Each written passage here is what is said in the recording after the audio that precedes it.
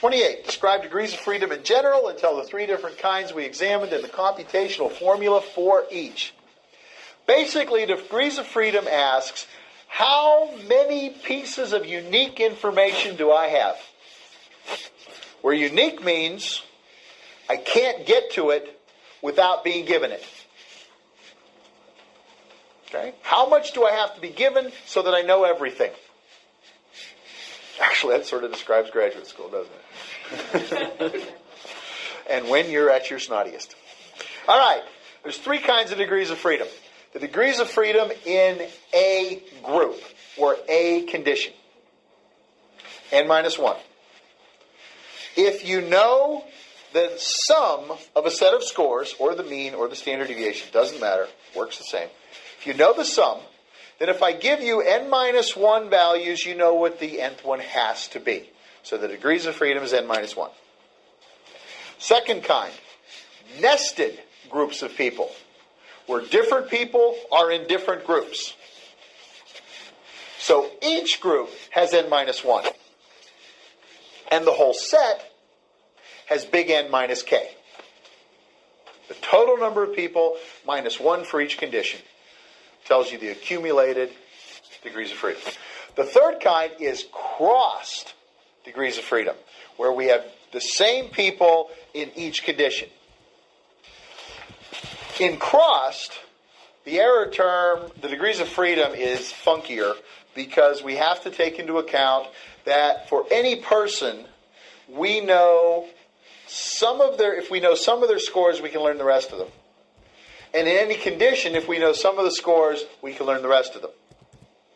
So, the degrees of freedom for crossed groups is the number of groups minus 1 times the number of people minus 1. So the usual expression of this is k minus 1 times little n minus 1.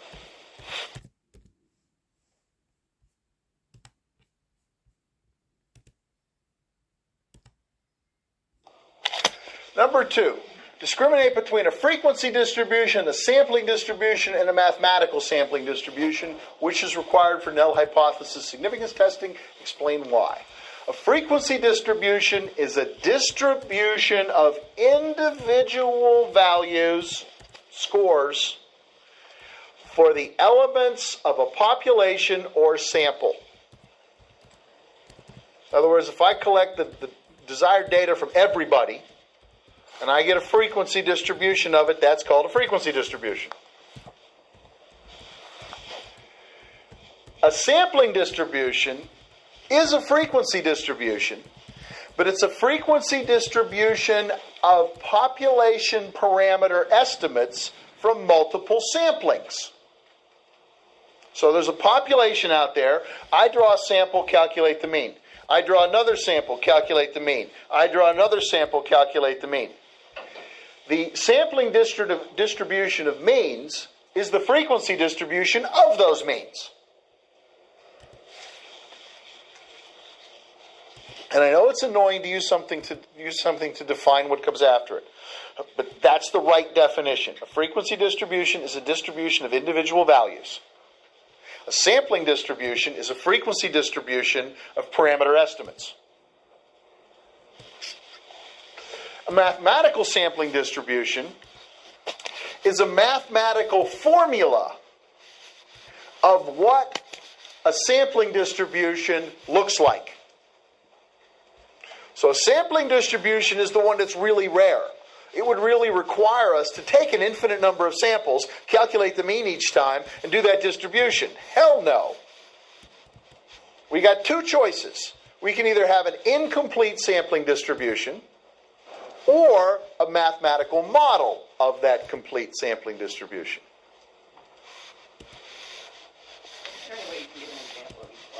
Yes. If I take the average of if I take everybody's age, I got a sampling distribution. Frequency distribution, bless you. If I take a sample of 5 and calculate the mean age, another sample of 5, and another sample of 5, and another sample of 5, I now have a sampling distribution of estimates of the mean. We expect that the mean of that sampling distribution of means will match the mean of the frequency distribution. That's the whole reason for having a sampling distribution, is multiple samples give us an average that's better than any one of them at representing that population distribution parameter. The mathematical sampling distribution is saying what that looks like as a formula. Because having that frequency distribution doesn't allow us to come up with formulas to calculate center and spread and difference. We need a formula to start with to calculate a formula to use. And that's what mathematical sampling distributions are. It's a formula that tells us what we're going to assume that sampling distribution looks like. So, guess which one we need for null hypothesis significance testing? We need the mathematical sampling distribution. So all we got to do is go get one sample and operate on that sample as if we had population data. It stands in place of the missing. The more accurate that sampling distribution assumption is, the more accurate our operation on the sample data to represent the population.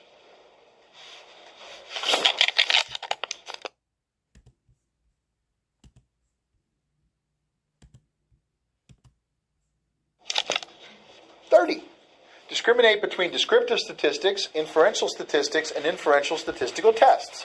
What assumptions are... I believe what's there in white is for each. For each. What are the assumptions? What assumptions are necessary for each? I'll go fix that. All right, descriptive statistics. Descriptive statistics are calculated from sample data to describe sample data. The assumptions are based on appropriate mathematical operations. Can we add, subtract, multiply, divide, take square roots? Squares and square roots. Those are the 6 we use almost all the time. If we have data that don't conform to those mathematical operations, our descriptive statistics are based on formulas that are misleading. If we don't have interval data, it doesn't make sense to subtract each value from the mean. It certainly doesn't make sense to square those differences. Okay, so descriptive statistics are based on having data that conform to the arithmetic operations. Inferential statistics are calculated from the sample to describe something about the population. Said a little more prettily, descriptive statistics are descriptions of the sample statistics. I know. Inferential statistics are descriptions of the population parameters. See, populations have parameters, samples have statistics. Inferential statistics is promoting a sample thing to a population thing. Inferential statistics have 2 assumptions or requirements. 1, that the arithmetic operations make sense. And 2, that is an unbiased estimate of what's going on in the population from the sample. And the one that you know best is that we calculate a descriptive and an inferential mean the same, sum of x over n, but we calculate a descriptive and an inferential sum of squares, standard deviation, differently. A descriptive standard deviation is based on n, an inferential standard deviation is based on n minus 1, because a sample tends to underestimate variability. By how much? By 1 over n. And finally, we have inferential statistical tests. An inferential statistical test is a test of whether a sample came from a population with a hypothesized parameter. So descriptive statistic is, what's the mean of this sample? An inferential statistic is, what's the mean of the population based on this sample? An inferential statistical test is the population mean different than 4 based on this sample mean? In order to do an inferential statistical test, you have to have the appropriate mathematical or arithmetic operations. The data have to conform to the requirements for those operations, same as descriptive and inferential. It has to give us an unbiased estimate of a population parameter. same as inferential statistics. And, here's the biggie, it has to conform to a known mathematical sampling distribution, which is why we taught you about mathematical sampling distributions last time.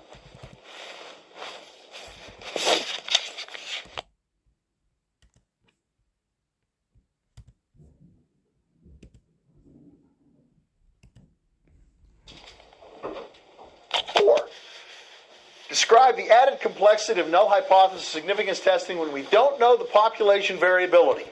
What additional bit of information is part of a t-test that is not part of a z-test for this reason?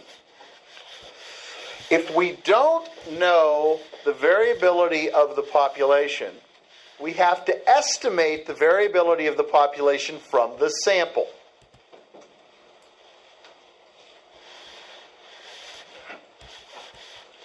When we estimate the variability of the population from sample data, we know we have a problem.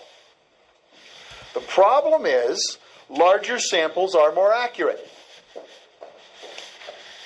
Not only are they more accurate, but they're unbiased in a particular way. Smaller samples are biased in that they tend to underestimate population variability. So what we have to do is two things. We have to take into account the size of the sample, because we know bigger samples are more accurate.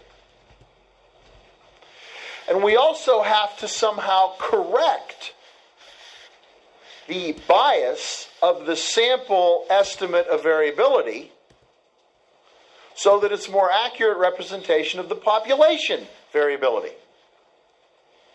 And the way we do those two things together looks so innocent in the formulas.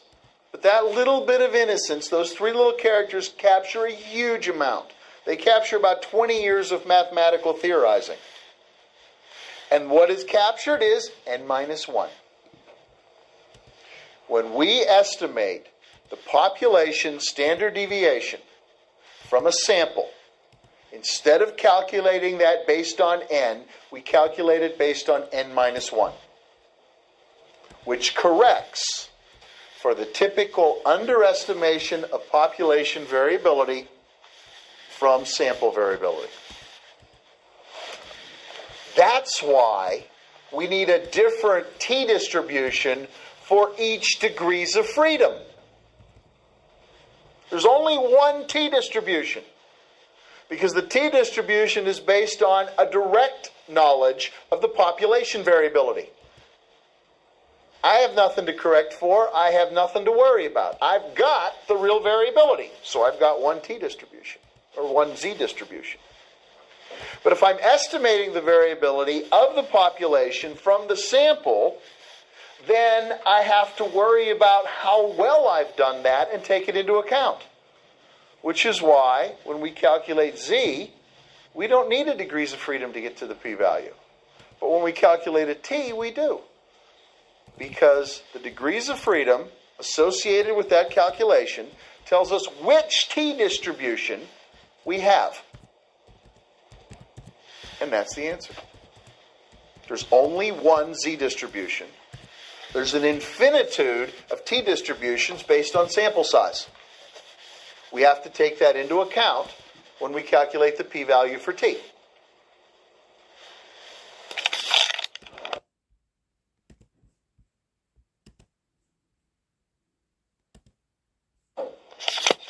I love this question. Expect an opportunity to answer this question. Considering all that happens before we begin our null hypothesis significance testing and the process of null hypothesis significance testing, what assumptions do we make? And here's what you have to bring as expertise to this question. We got two different kinds. We got everything that has to do with representation and everything that has to do with inference, because this is a game of representation and inference. On the representation part, we have everything having to do with internal, external, and measurement validity. What assumptions do we make? We assume that our operationalization of the IV and the DV are good. We assume that our sample gives us a representation of the population. We assume that our setting captures behavior in a context that we care about. We assume that our task and our stimulus allow the expression of the behavior that we care about. All of that's on the representation side. On the inference side, we assume that we know the measurement property of our data, whether it's nominal, ordinal, interval, or ratio. If it's quantitative, we assume that we know its distributional properties.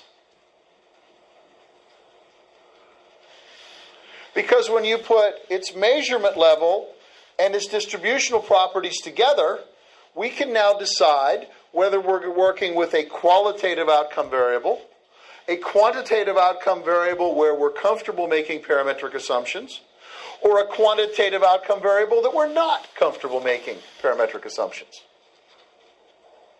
That's it.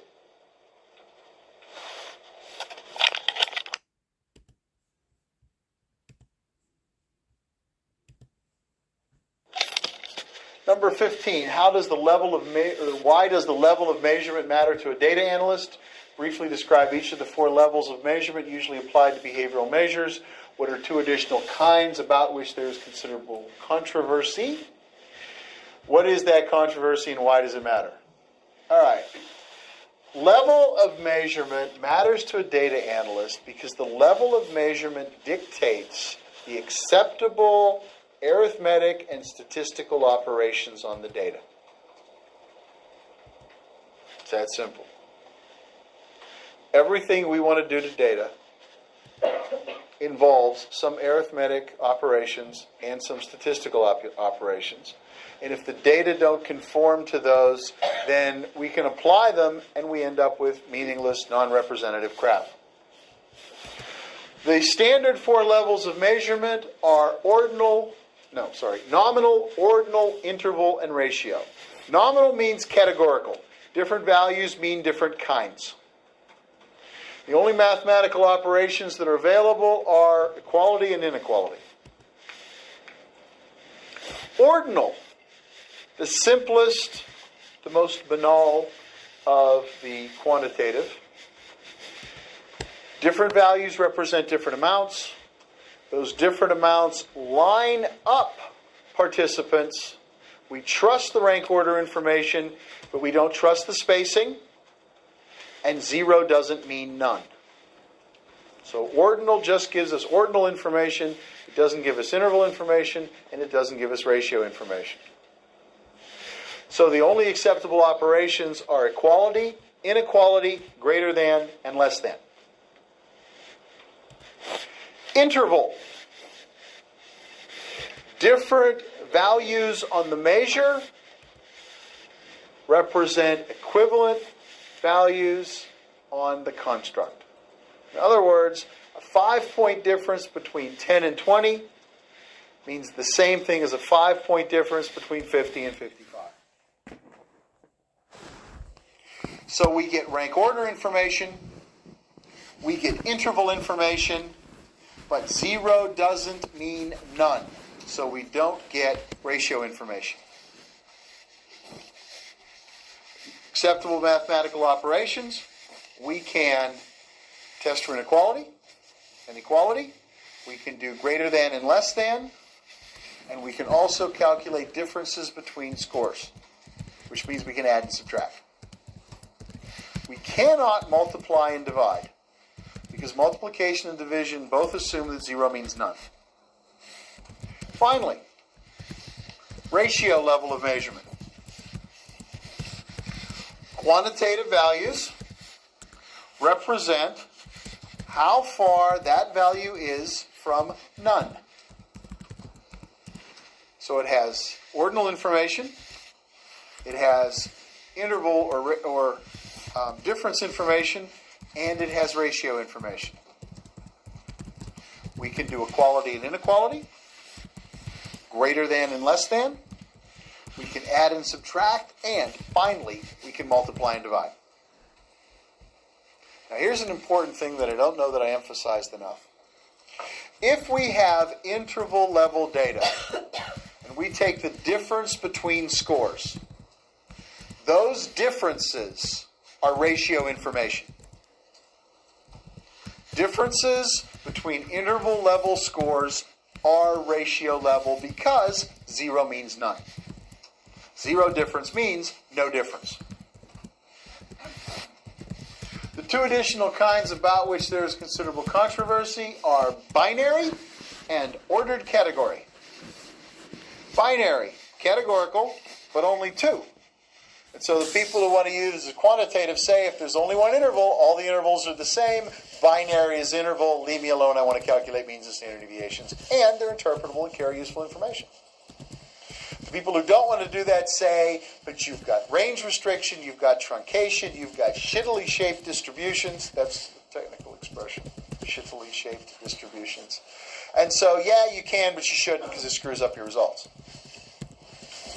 The other kind is ordered categories, where I've got 1, 2, 3, 4, 5, and I've even got labels on them that I think those labels are equally spaced. Strongly disagree, disagree, neither agree nor disagree, agree, strongly agree. That language is equally spaced. The numbers 1, 2, 3, and 4, and 5 are equally spaced, and we would love to act as if the data we get are equally spaced in interval.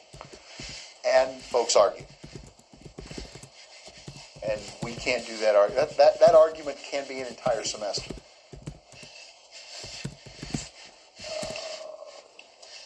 And again, why does it matter? Because the level of measurement determines the arithmetic and statistical operations you can apply to the data.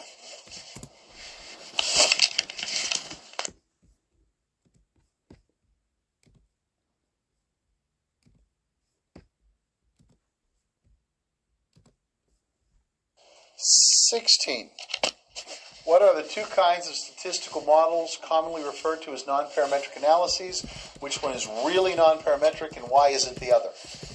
The two kinds of statistical models are models that are designed to be used with minimal assumptions about the underlying distribution of the data and the measurement properties of those data. Specifically, that don't require normal distributions and require only ordinal data.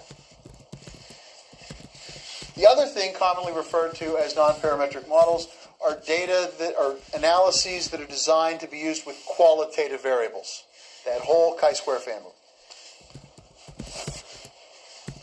The one that's really non-parametric is the one that's designed to be used with the relaxed assumptions of ordinal data without being interval, and doesn't matter what distribution instead of requiring a normal distribution. Those are truly non-parametric, also known as distribution-free, or Friedman's great expression, distribution-freer. Not completely distribution-free, because if you've got badly multimodal distributions, you can really screw up ordinal data. But they have fewer assumptions. The chi-square family of statistics are not non-parametric statistics, they are parametric statistics. Because the only way to get a chi-square distribution is to take the square of a normal distribution. So unless the frequencies that we're analyzing are normally distributed, the square of those frequency differences are not distributed as a chi-square.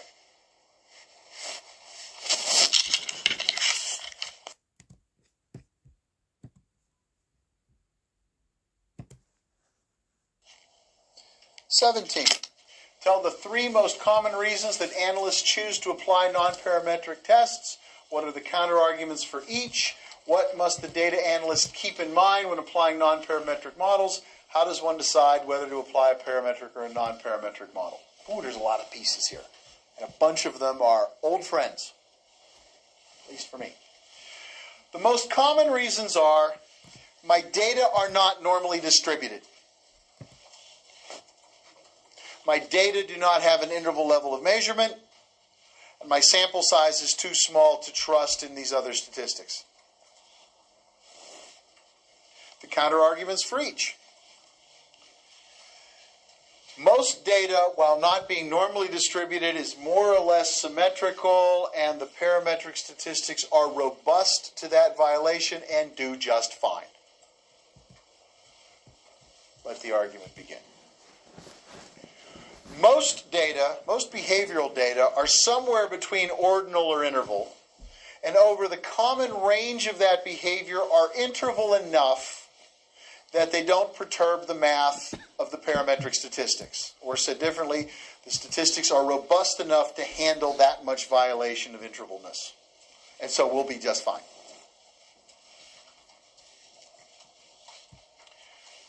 About the sample size, the argument there is, if your sample size is so small that you only trust certain mathematical operations on it, maybe it's too small to reach conclusions about what's going on in the population. And I'm not arguing for any of those. I just want you to be able to run them through your head. What must the data analyst keep in mind when applying non-parametric models? The non-parametric models are not really parallel to the parametric models. The most obvious example is that a Kendall's taw is not the same thing as a Pearson's correlation. Pearson's correlation is about the direction and extent of the linear relationship. Kendall's taw, which has the same range, is about the proportion of concordant pairs. Order concordant pairs. That's not the same thing. For many of them, a comparison of the means of conditions and a comparison of the medians doesn't give you the same answer. And then the really important part, how does one decide whether to apply a parametric or non-parametric model to a given analysis? First thing, you got to know what your kind expects. You got to know the community rules and standards. What do people expect to see? And second of all, you should take the time and the energy to evaluate if it matters. Run the parametric and the non-parametric. If you get different answers, now you have an issue. Now it does matter which one you pick. And maybe you buckle into community standards and maybe you go to war.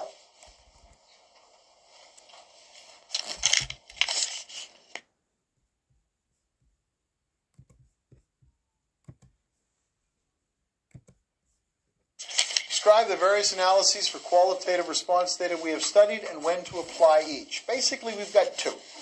We've got the regular chi-square and we've got Cochrane's cube. We're not going to spend a lot of time on McNemar's. And it's not one of the ones I'll ask you to identify in the story problems. The big difference between the chi-square family and the Cochrane's family is the design and the nature of the hypothesis being tested. Chi-squares get used back and forth for two different things that are mathematically equivalent. One, asking if two qualitative variables are related. And two, asking if a between groups design has response pattern differences. Statistically, they're the same thing. So it doesn't matter whether you want to know if preference for multiple choice in essay tests is related to gender or has a different pattern for males and females. The one sounds more like a correlation. Are these two variables related? The other sounds more like an ANOVA. Are these groups different? But since they are both using the same qualitative variables, they are the same statistical thing, our friend Pearson's chi-square. Cochrane's tests are used when you have a binary response variable and a within groups design. And you want to know if the proportion changes across repeated measures of a binary variable.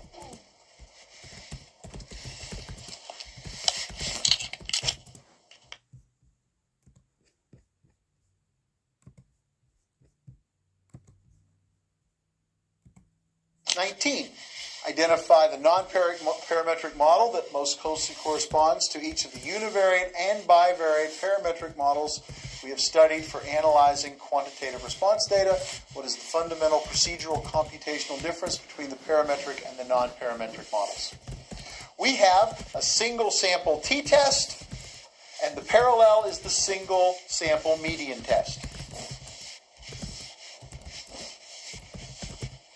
We have Pearson's correlation, and the parallels are Spearman's correlation and Kendall's taw. We have a two between groups design, for which the parametric models are a between groups t-test and a between groups f-test. And the non-parametric parallels are the Mann-Whitney U-test, the Kruskal-Wallis test, and the median test. We also have a K between groups design, for which the parametric test is the between groups ANOVA. And the non-parametric parallels are the Kruskal-Wallis test and the median test for more than two groups. Almost done. We have the two within groups design, for which we have the within groups t-test and the within groups ANOVA as our parametric models. The non-parametric models are the Wilcoxon test and the Friedman's test. And finally, we have the K within groups design, for which the parametric model is the K within groups ANOVA, and the non-parametric parallel is the Friedman's test. Ta-da! Okay, it really is a litany. I want that shit memorized and in your head.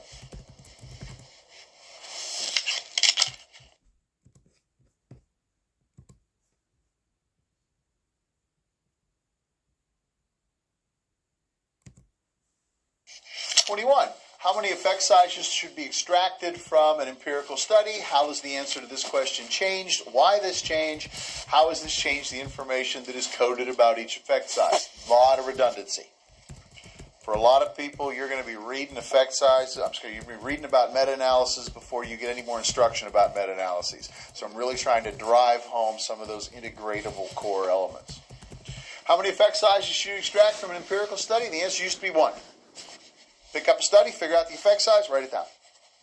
Them days, gone. For two reasons. One, most studies are not simple little two-group comparisons. When most studies were two-group comparisons, we had one effect size, we call it good. Now we see a couple of expansions, which just happen to be related to the increased enhanced statistics we've studied this semester and we're going to do in the spring, just saying. We've gone from two-group to three-group designs. And remember, sometimes we add other experimental conditions, so we have different versions of an effect. What's the treatment effect for one treatment a week? What's the treatment effect for two treatments a week? We don't pick one, we put both in our study and code, whether it's a 1 a week or a 2 a week treatment. Sometimes those other conditions that we add are control conditions, where we compare the treatment to no treatment, to a standard treatment, to a best treatment, and to part of the treatment. Now we might have, in a 4-condition study, all 6 of those pairwise comparisons may be interesting to us, very carefully coding what treatment is being compared to what control, or what controls are being compared, or what treatments are being compared. The other thing that has happened, I guess 2 more, the second thing that has happened is factorial designs. We now look to see if treatment effects are different across populations, where population is that second independent variable. And so we might want to say, well, what's the treatment effect for 10 treatments in boys? And another effect that we may pull out of that study is what's the effect when the treatment is 20 sessions for girls? So as the designs get bigger, whether along one dimension or in multiple dimensions, we have more effects that we can take out of a study, code up each one, and see what attributes push around the effect size. The third thing I want to mention is statistical control procedures, where we use things like multiple regression, path analysis, structural equation modeling, partial correlations, ANCOVA, stuff like that, where we're looking in the analysis, what's the effect of this variable controlling for these others? And there we have to be really careful, because a raw group comparison may give us a different effect size than that same group comparison corrected for some potential confounding. So we got to make sure that we code everything that describes the attributes of the study that gave us that effect size. Okay? So, 3 kinds of changes: larger designs, factorial design, statistical control, all of which put a lot more effect sizes into the study that we can extract and use as separate elements in our meta-analysis. But you got to code all those attributes that define each effect size.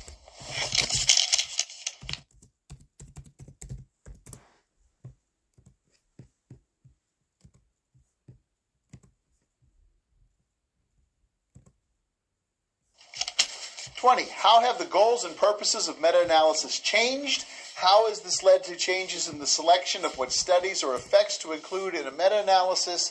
How has this led to changes in the kinds of information we should include about each study or effect? This is the big overview question. The big change has been a shift from combining studies to one of comparing studies. Used to be that you picked the studies that were all replications of each other, good, solid replications of each other.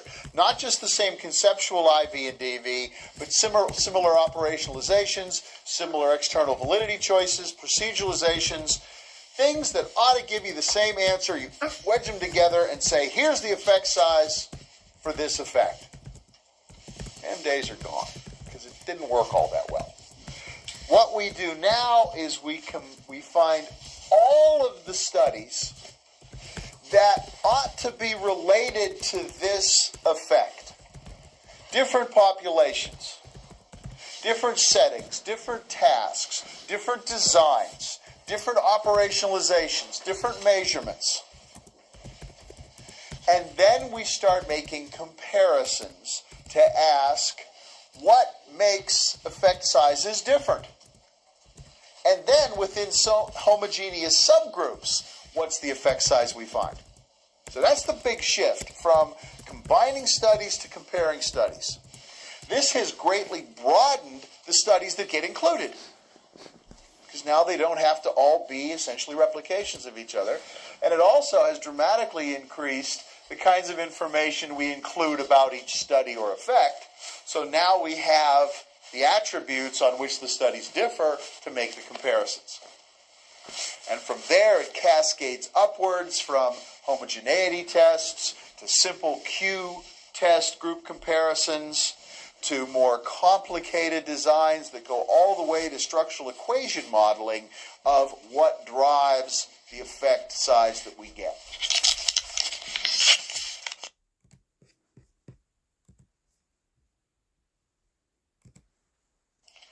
22 describe the different kinds of effect sizes we examined and when each is likely to be used. What are the shared characteristics of a good effect size for the purpose of a meta-analysis? How do we prepare effect sizes before using them in meta-analyses? How do we decide which of these preparations to use? Oh, I love this. This is just rich. All right. The different kinds of effect sizes. The 3 that we're going to spend the most time on are D, R, and odds ratio. D is basically a z-score. It's a standardized effect score. It's the mean difference in the standard deviation scale. This is used when you have a group comparison. Duh. Okay. Next, R. R is the most general effect size that we have, and there's a gentle argument about whether it's really an R or whether it's an eta. Don't care. Because most of the time we're doing 2 group comparisons. If you've only got 2 groups, you only got 2 points on a line. The line has to be linear. It's a linear relationship. Okay? So, the cool thing about R is we can turn almost anything else that we have into an R.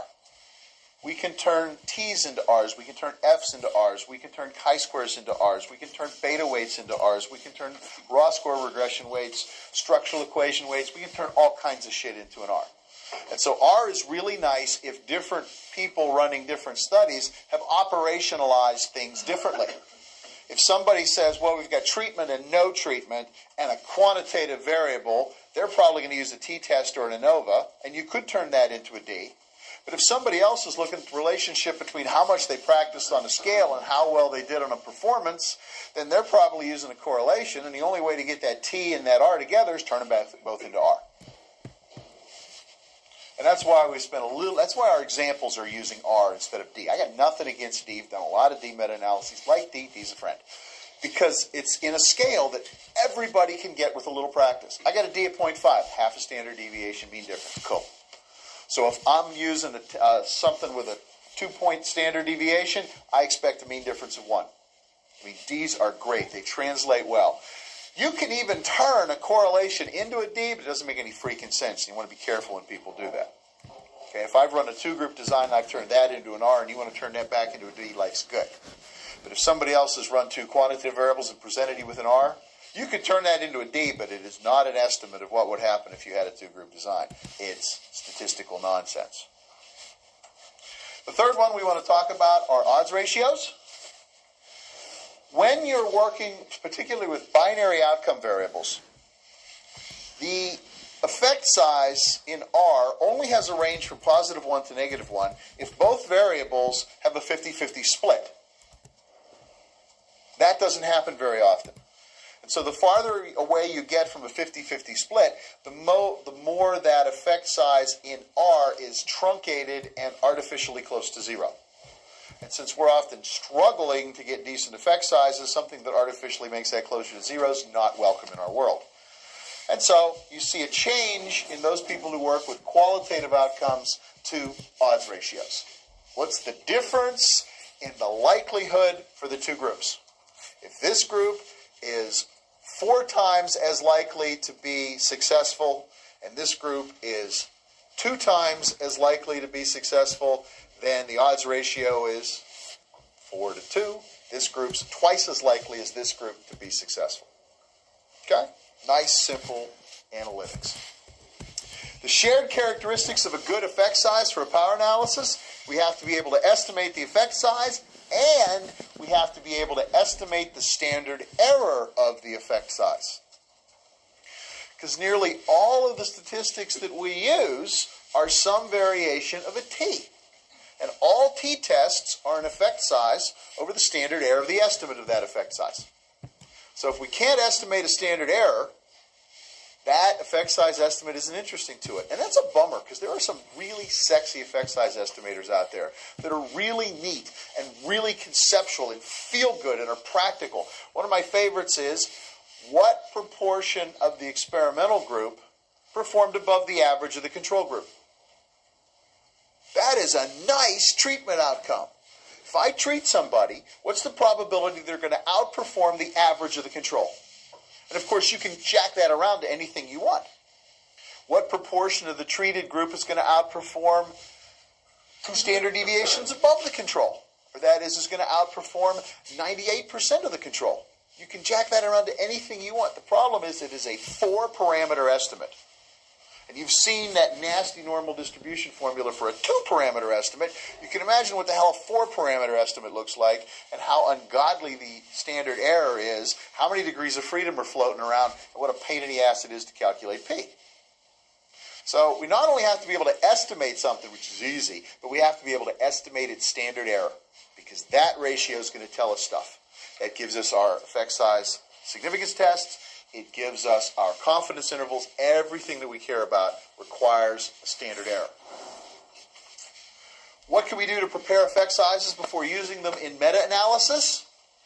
Our biggest problem is that most of the things we're going to do to operate on our effect sizes are basically parametric statistics, which assume that the data are normally distributed and interval. Interval's easy. RD and odds ratios are all effectively ratio. Problem is, none of them are normally distributed. D's not normally distributed unless you have a huge sample. R's, well, distributed as R. Odds ratios are some funky chi-square distribution. And so one of the things we often do with our effect sizes is transform them to a more normal distribution. So we can operate on them in all the cool ways that we want to: add, subtract, multiply, divide, take square roots, all that stuff.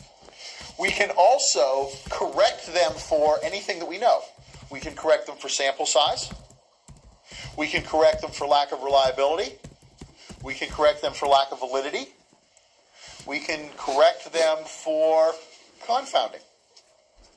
Anything that you know is screwing up that estimate, I've got a formula that is supposed to give you a better estimate of that population value. It's supposed to being a key word. And of course, how do we decide which of these preparations to use? You have to know the dictates and suggestions of your community. What are the community standards for meta-analysis in your community? What does your kind think you have to do?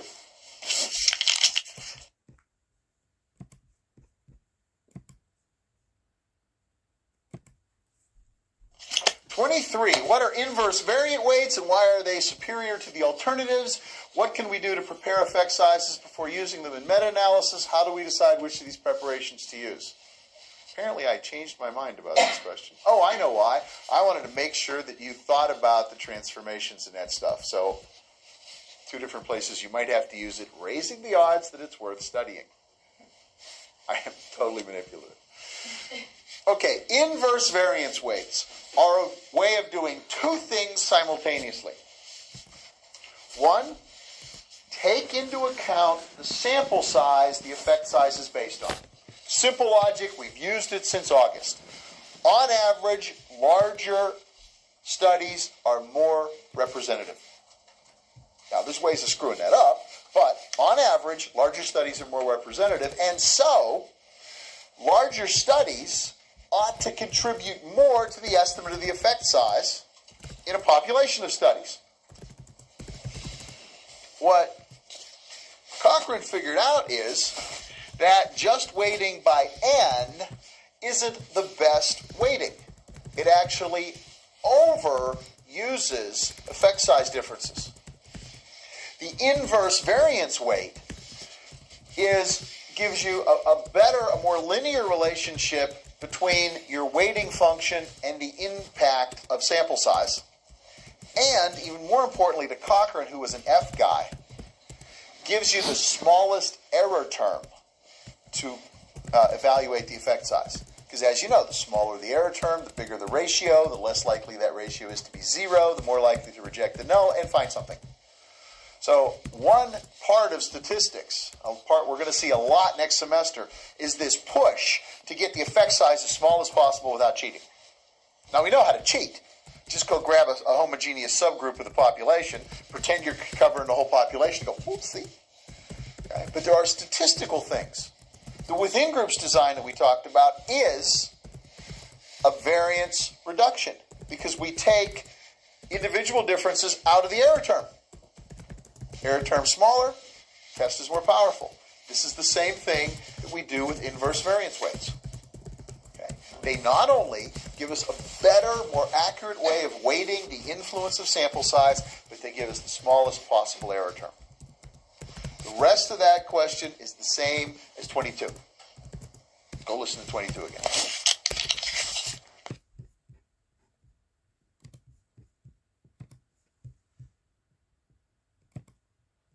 All right, 24. Tell the different kinds of meta-analytic analyses available and the information obtained from each. Differentiate between fixed and random meta-analyses of each type. The common difference in the result. What are the ways one might use to decide which to apply? That part's going to sound familiar. You know that one's coming.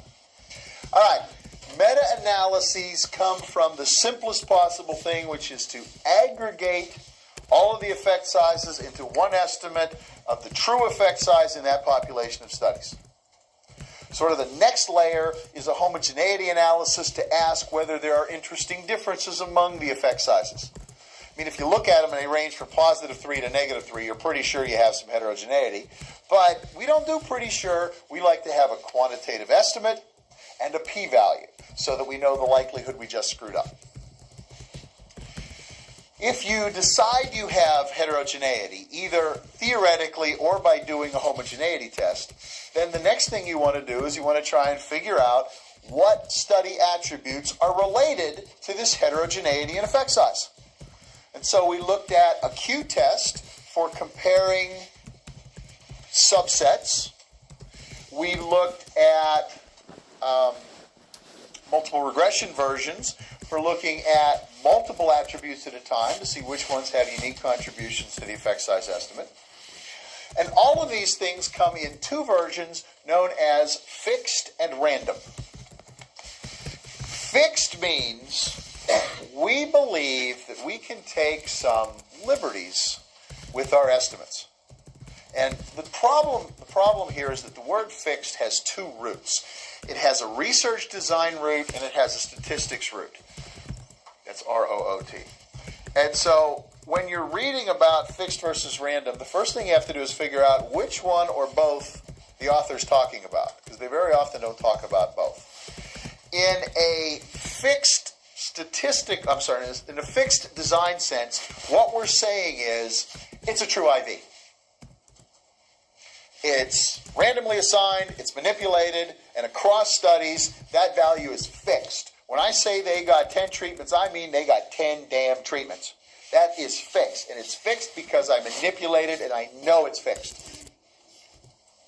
On the statistics side, fixed means one of two things. Either there's no error in the estimate of X, like if I manipulate you to 10 practices versus say, so how many practices do you think you did? I'll put 10. There's probably some error in that. And what you do with your statistical models based on whether your independent variable has error or not matters. Second of all, fixed versus random on the statistics side means, are you really only interested in the particular values we have, or do you want to know whether there's heterogeneity anywhere in the population? So if you're comparing 0 versus 10, do you really only care about 0 versus 10, or are you trying to find out whether number of practices matters? If you really care about 0 versus 10, fixed.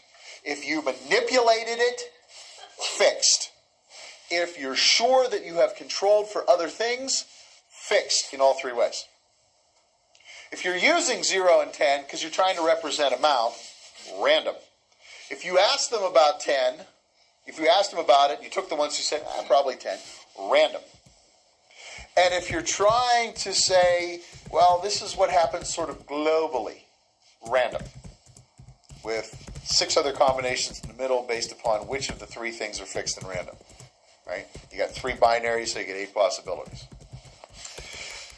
The big reason that it matters is fixed effects are more powerful. Fixed effects tests generally have smaller error terms, generally have slightly larger effect sizes. When you put a bigger numerator over a smaller denominator, you get a more powerful test with fixed models. Random effects models are typically less powerful, slightly smaller effect size estimates, sometimes substantially larger error term estimates, sometimes non-significant results where the fixed give you results. But most of the time, especially in meta-analysis, it's kind of hard to argue that what you have are fixed effects, where all of those studies are out of exactly the same population of external validity choices and procedural standardization. So in most research areas, one of 2 things is common. Either you give them both, the fixed and the random, or you use just the fixed. How do you decide? You know this, sing along. Depends on what your kind expects. Depends upon the community standards for meta-analyses in your research area.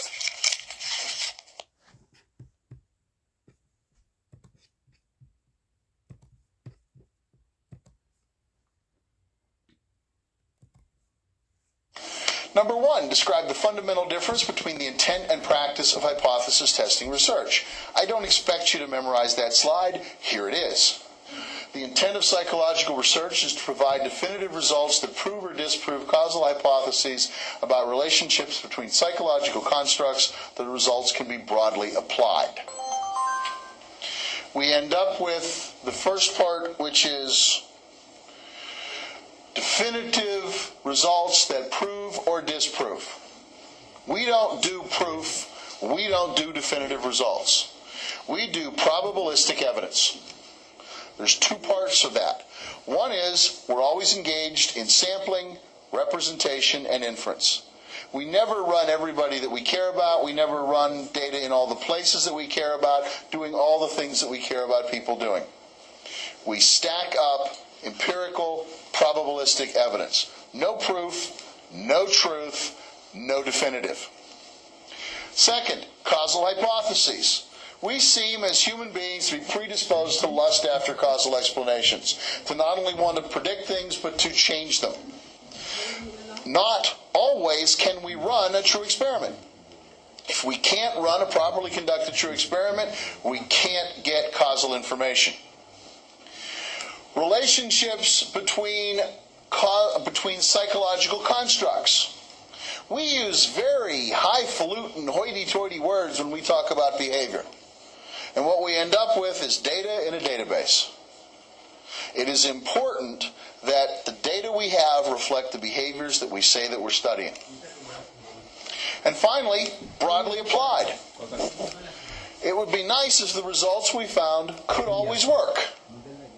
But we have to apply convergent operations and programmatic research to evaluate the specificity or generalizability of any set of findings. What I'd also like to see in your answer is showing the recognition that each of these four components between the difference of the intent and the practice are tied to a specific kind of validity. Causal interpretability is tied to internal validity. Broad application is tied to external validity. Measurement is tied to measurement validity, and definitive results that prove or disprove is tied to statistical conclusion validity. Okay?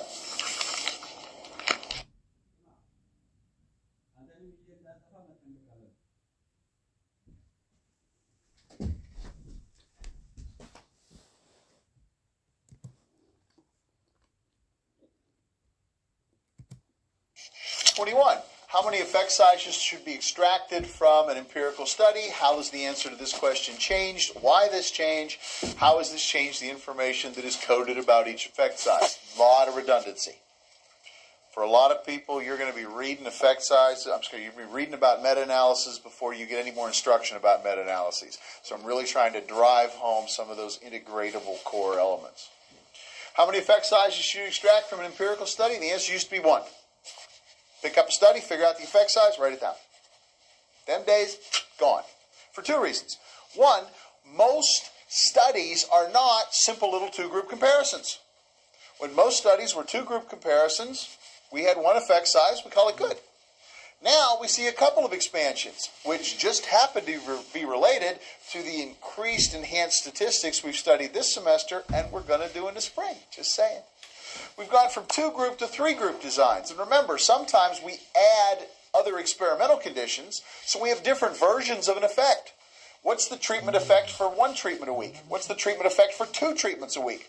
We don't pick one, we put both in our study and code, whether it's a 1 a week or a 2 a week treatment. Sometimes those other conditions that we add are control conditions, where we compare the treatment to no treatment, to a standard treatment, to a best treatment, and to part of the treatment.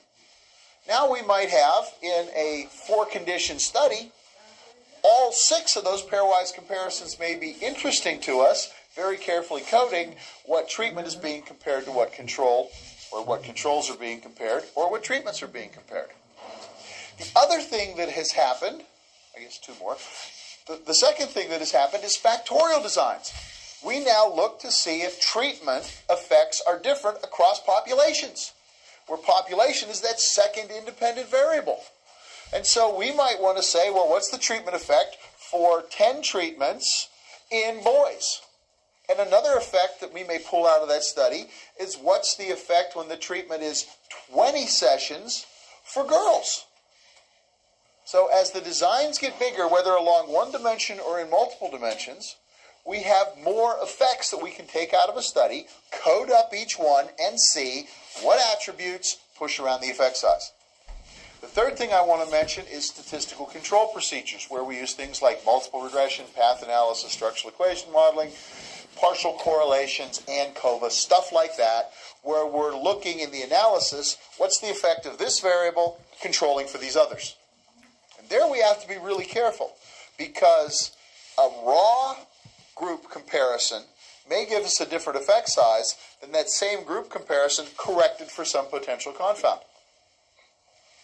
So we got to make sure that we code everything that describes the attributes of the study that gave us that effect size. Okay? So,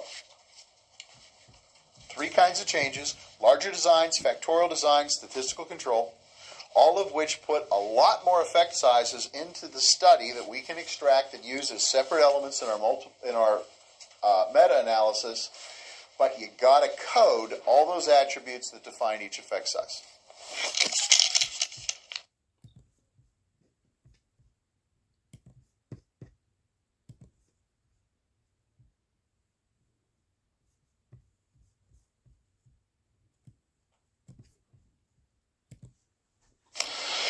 Describe the 4 basic types of validity we want our research conclusions to have. Notice 4 is in parentheses. You have to remember that there's 4. Okay? They are internal, external, measurement, and statistical conclusion validity. Internal validity is about causal interpretability. But remember, many of you will go your entire career without running a true experiment. That doesn't mean you don't worry about internal validity. Because the fewer confounds there are, the more information you get when you test an associative hypothesis. Does that make sense?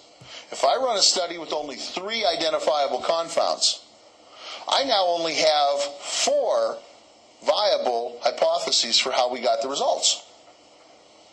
If I run a study with a gazillion identifiable confounds, I have a gazillion and 1 alternative hypothesis for why we found what we did. You with me? So even though most of the time we're using non-experiments to test associative hypotheses, we still worry about internal validity and control. Because the more internal validity and control we can get, the more informative our associative information is.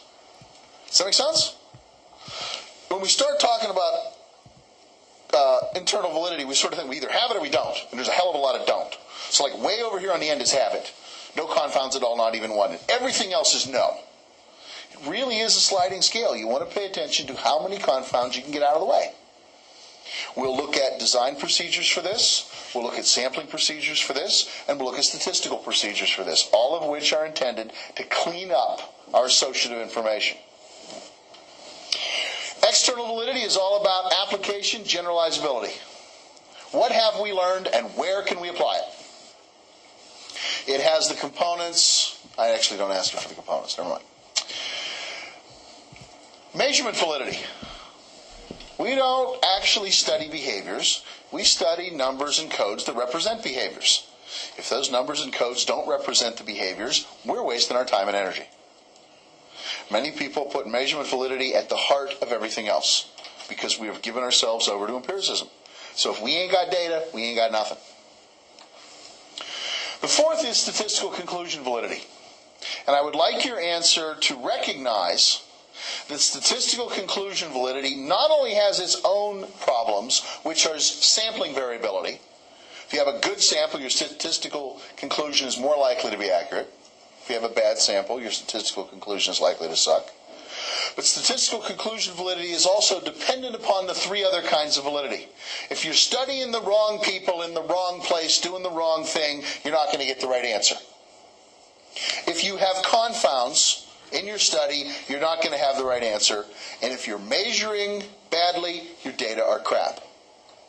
So statistical conclusion validity to researchers and practitioners is dependent upon not just sampling variability, but the other 3 forms of validity. Sorry. Oh. Mom and Dad. Nope, later. It's nice they call.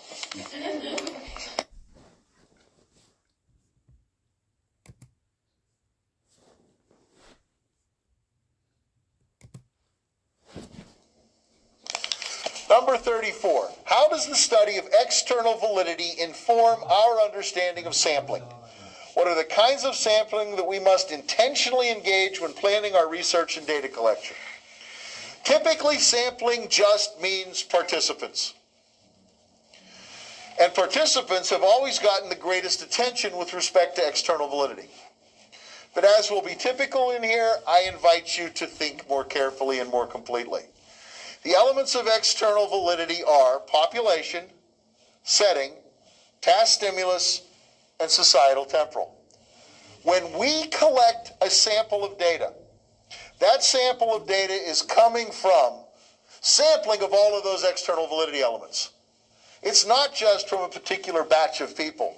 It's a particular batch of people in a particular place, interacting with a certain thing, doing a particular thing at a particular time. And so the careful study of external validity informs our sampling that we are sampling more than people from a population. We are sampling all the elements of external validity.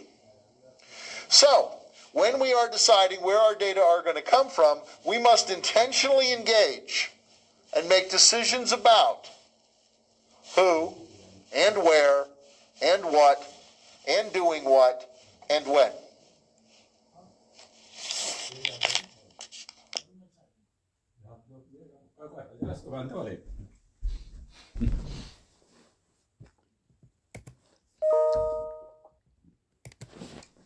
All right, 33 gets back to what does and doesn't influence causal interpretability. So we want to distinguish between the attributes of a research study that directly influence the causal interpretability of the results and which do not influence the causal interpretability. And then, what are the attributes of a study that make it difficult to ensure ongoing equivalence, and for what part of internal validity are they a problem? The research design is what impacts causal interpretability first. If we don't have a true experiment with random assignment and manipulation of the IV, causal interpretability is off the table. Elements of external validity do not influence causal interpretability. The setting does not dictate whether you have a true experiment or not. The sampling does not dictate whether you have a true experiment or not. How you measure your behaviors does not dictate whether you have a true experiment or not. And the statistical model that you use do not dictate whether or not you have a true experiment or not. Those are all things that directly influence external measurement or statistical conclusion validity. Now, out of them, there are a few things that can make it more difficult to maintain ongoing equivalence part of internal validity, and those are setting and the length of the procedure. It is harder to maintain ongoing equivalence in the field, but if you've got the money and the experience and the resources, you can do it. It is harder to maintain ongoing equivalence the longer the procedure. But again, money, resources, and knowledge, you can often do it. It often requires some trade-offs. They wanted to have a little more control over people's sexual behavior while they were going through sexual predator counseling. And so instead of working with a population that went home after treatment, they worked with a prison population and working with people who were not in the general population. When you're alone, it's hard to be a predator. Now, do we have some external validity problems? Yeah, it's not quite the same thing as studying Uncle Mikey down the street. But we had lots of control. So you got to recognize that there is this fuzzy ground in the middle, the length of the procedure and the setting. Those things make it harder to maintain ongoing equivalence. But setting does not dictate design.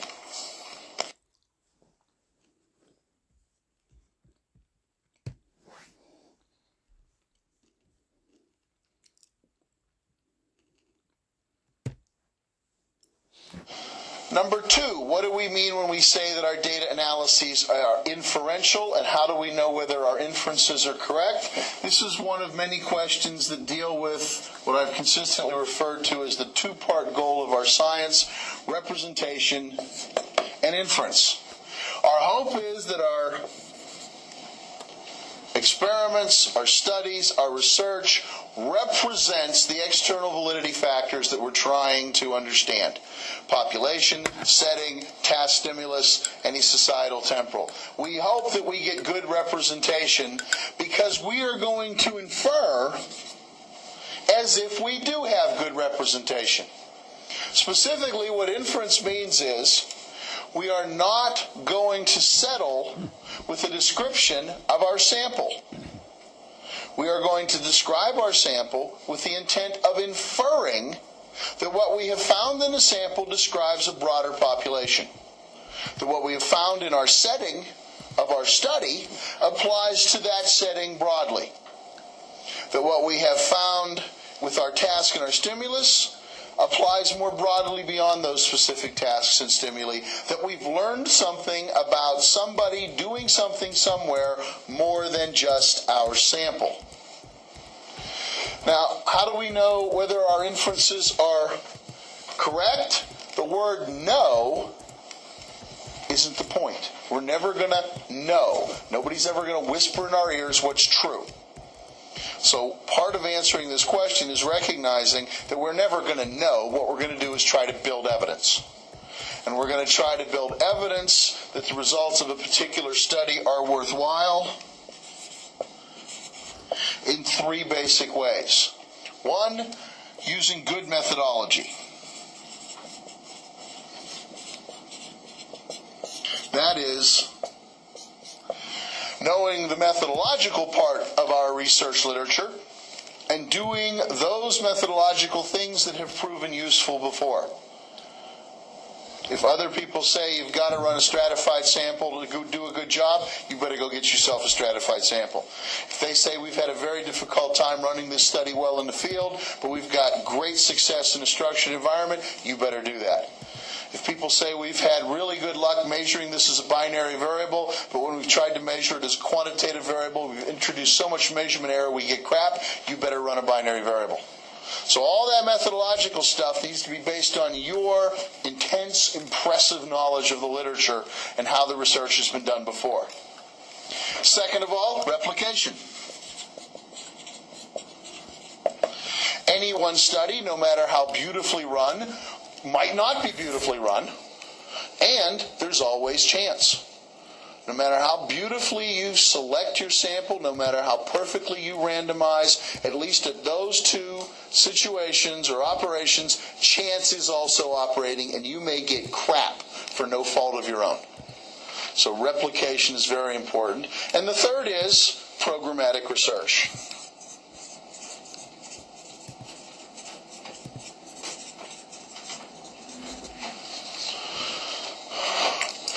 Extension studies, convergence studies, whatever language you want to use, make sure that I understand this means different people running different versions of the study, looking for patterns of consistency and inconsistency.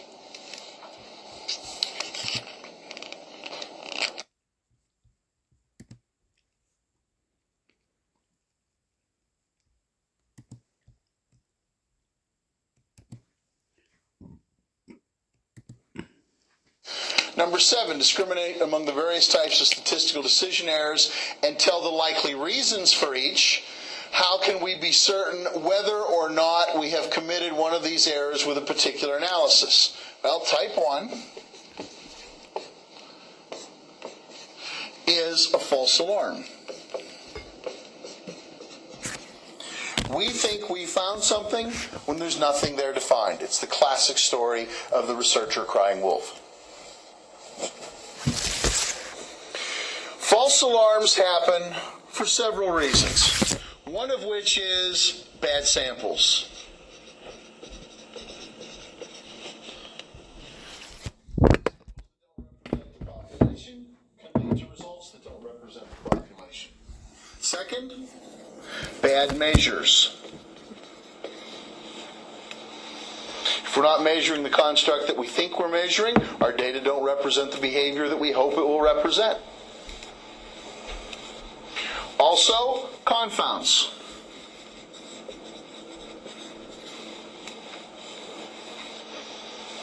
If we introduce a confound that's operating in the same direction as our IV, we may get the result we wanted, but not because of the IV, because of the confound.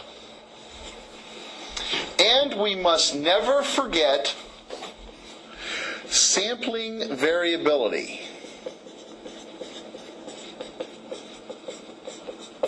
Also known as chance.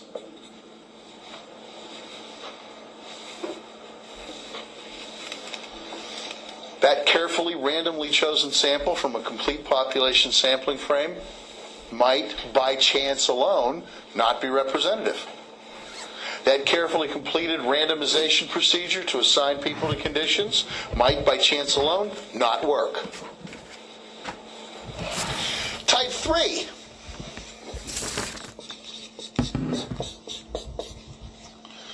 A misspecification.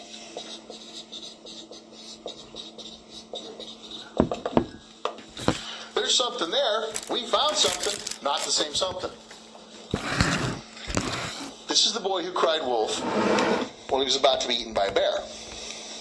Yep, there was something there to be afraid of. Wrong something.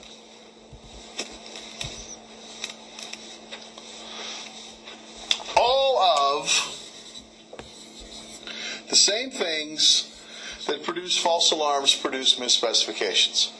Bad samples, bad measures, confounds, and chance.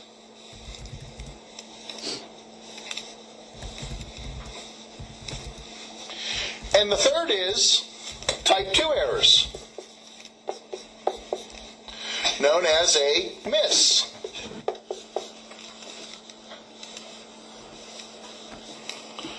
This is when a boy is quietly sitting on the hill watching the sheep and the wolf is eating his parents. There was something there. He missed it.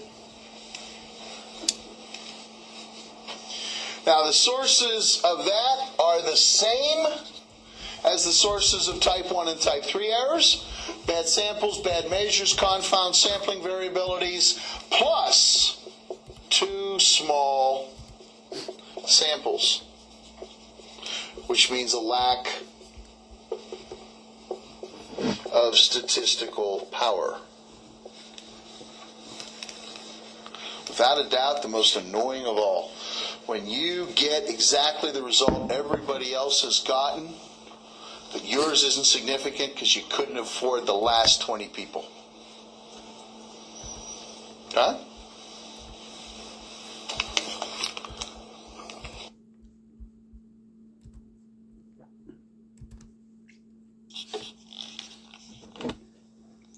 The question we always ask is, sing along with me, is the relationship between the variables in the sample strong enough to conclude there's a relationship between the variables in the population?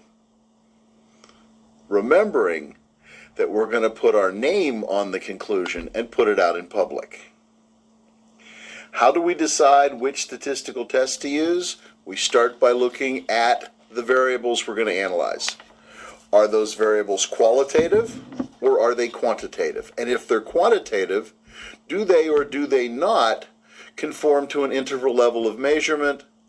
And are they or are they not reasonably normally distributed? The next thing we ask is the nature of the research question. Are we asking a question that compares groups or conditions?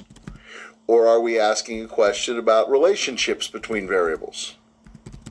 And finally, we might ask about the nature of the design. If we're comparing groups or conditions, we'll want to know whether those groups or conditions are being compared using a between groups design or a within groups design. What do we do after we reach a statistical conclusion? We look for additional evidence. We look at effect sizes, not just significance tests.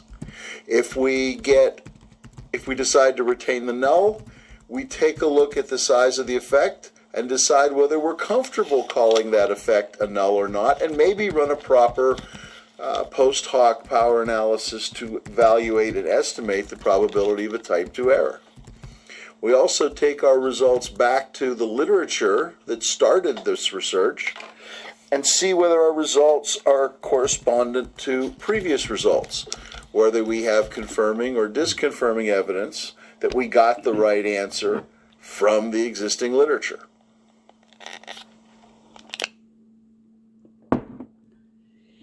Thanks so much, Professor Carl. This was really very empowering and educational process. I learned a lot from this class. You made me think about the papers we did publish, all the quality issues, research quality issues, and the representativeness, and all the quality of the data we collect, and how we can also contribute towards making a better, well-informed society in general. This is really far more than data analysis. So I'm happy, and I'm very sure we'll meet again for other courses, for other missions, other projects.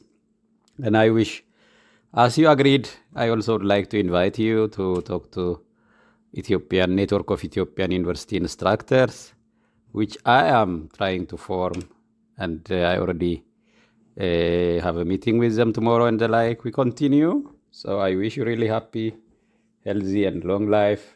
Keep serving, keep educating the young people. I'll see that this data analysis research and evidence-related gaps are very common, not only in Africa, even here among the Western countries, because we publish our papers in a better institutions, but I already see some mistakes just get published.